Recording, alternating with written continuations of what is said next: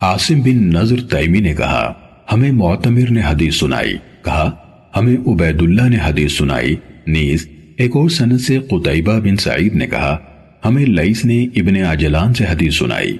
ان دونوں یعنی عبید اللہ اور ابن عجلان نے سمی سے، انہوں نے ابو صالح سے، اور انہوں نے حضرت ابو ہریرہ رضی اللہ عنہ سے روایت کی۔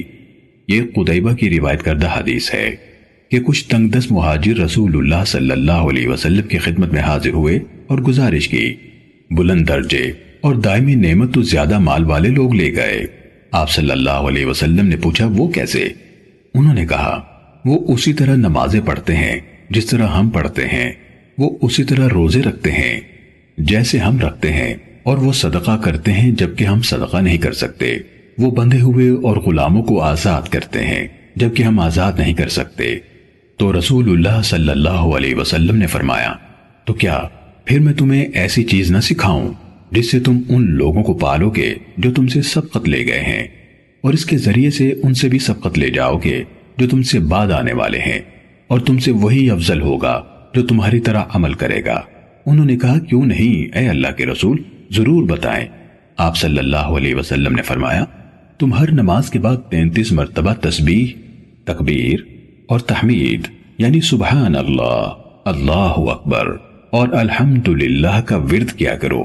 ابو صالح نے کہا فقراء مہاجرین دوبارہ رسول اللہ صلی اللہ علیہ وسلم کے پاس حاضر ہوئے اور کہنے لگے ہمارے مالدار بھائیوں نے بھی جو ہم کرتے ہیں اس کے بارے میں سن لیا ہے اور اسی طرح عمل کرنا شروع کر دیا ہے، وہ بھی تسبیح، تکبیر اور تحمید کرنے لگے ہیں۔